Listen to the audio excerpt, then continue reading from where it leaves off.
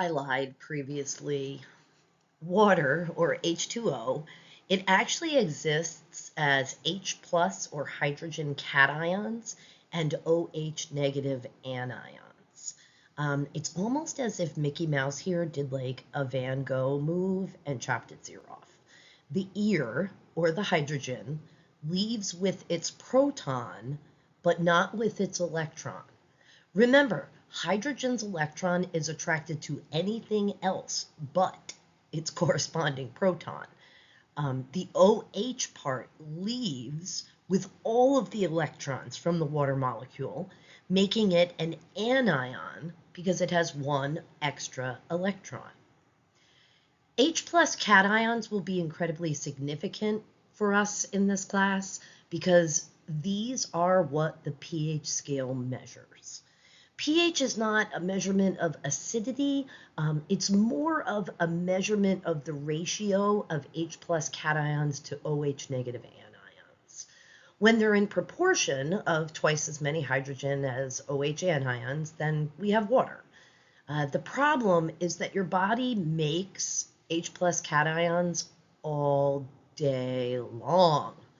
No, it does not make the corresponding OH negative anions, just those H plus cations. And this tips that balance or proportion of H plus to OH negative, making the cations outweigh the anions. And since pH is a measurement of that proportion, the number pH changes as well. This picture here is the pH scale. And I want to point out that this is a man-made scale. I mean, we needed some way to quantify pH, and so somebody came up with an equation, and this scale is it. The pH scale ranges from 0 to 14. And it doesn't matter, I have some pH scale pictures where 0's at the bottom of the picture, 14's at the top. I even have one where the pH scale is horizontal. It doesn't matter. It ranges from 0 to 14.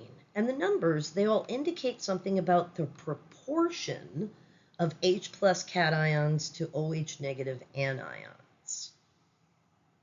In the pictures on the right, you can see those proportions of the H plus cations that are in red and the OH negative anions that are in purple. Let's start at the midpoint of the pH scale, which is a pH of 7, or is a pH that is neutral. This means that the number of H plus cations equals the numbers of OH negative anions. No, it does not mean that there are 7 cations and 7 anions. In fact, the 7 is the result of a logarithmic equation that I beg you we not concern ourselves with here in this class. So basically, water has a neutral pH, and blood is just a little bit higher than that, with a pH that comes in at 7.35 to 7.45.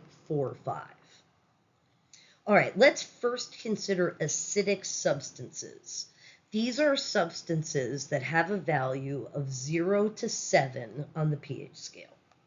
These are substances that have an excess of OH cations an excess of H plus cations compared to the OH negative anions. And these are things such as orange juice, the love of my life, coffee, not my husband, and other non-consumables such as battery acid, which actually has a pH that is very close to the pH that is in your stomach. Oh, and heartburn is the over-acidity of your stomach contents, as well as the burping up of those contents, but that's for another lecture. I once had a student ask me what was the pH of the most acidic thing on Earth, and I said 0. I proclaimed it, actually. But then he asked what would happen if we discovered something that was more acidic than that. And I said that we'd probably rearrange the logarithmic scale or the logarithmic equation so that the new substance was pH was 0. And he replied that that was cheating. Yes, but that's also science. We have to adjust our technology and our measurements for new discoveries. So if acidity means that you have excess H plus cations and you are making excess H plus cations all day long without making the corresponding OH negative anions, then your blood becomes acidic throughout the course of the day.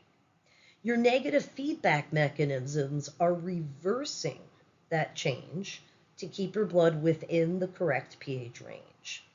Complicating this is also the fact that carbon dioxide is acidic, and you make that all day long too.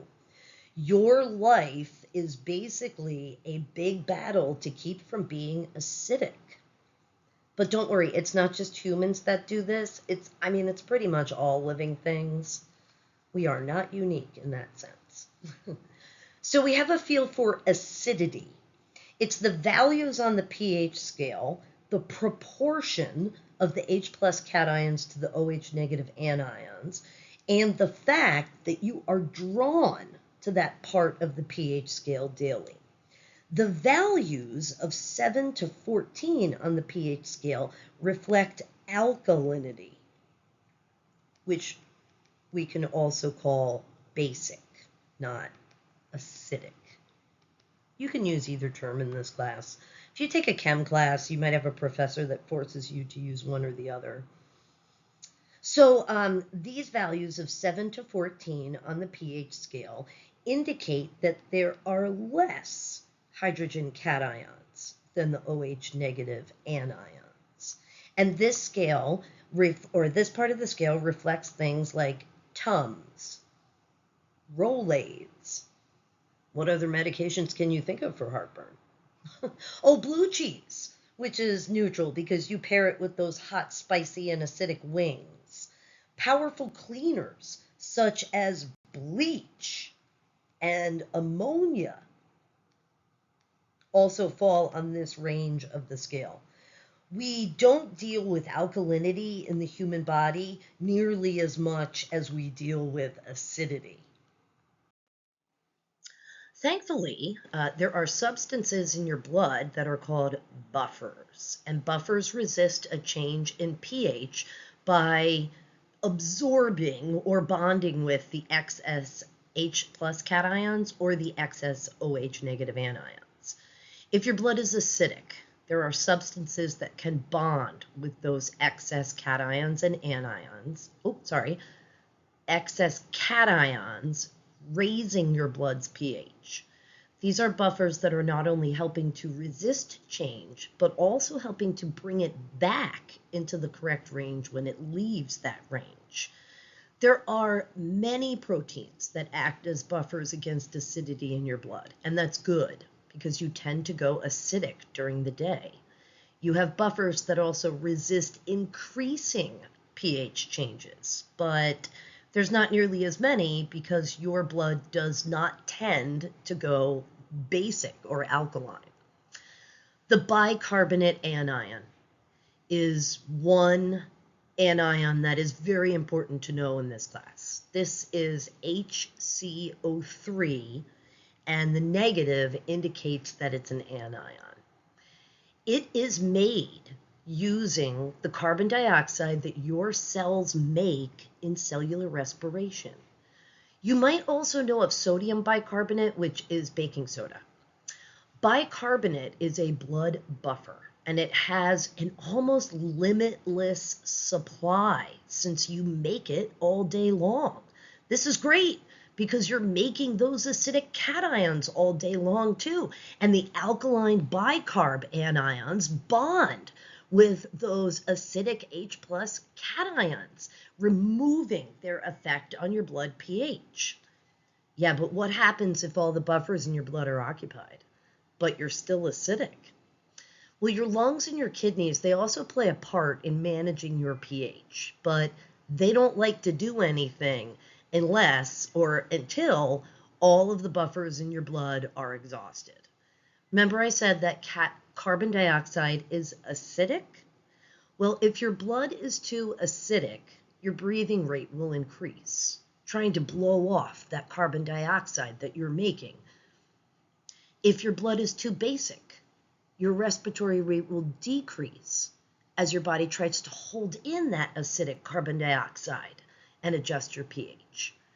If your lungs are not able to have the effect and the desired change in pH, then the kidney will reluctantly kick in and try to manage those H+ cations for you by excreting them in your urine.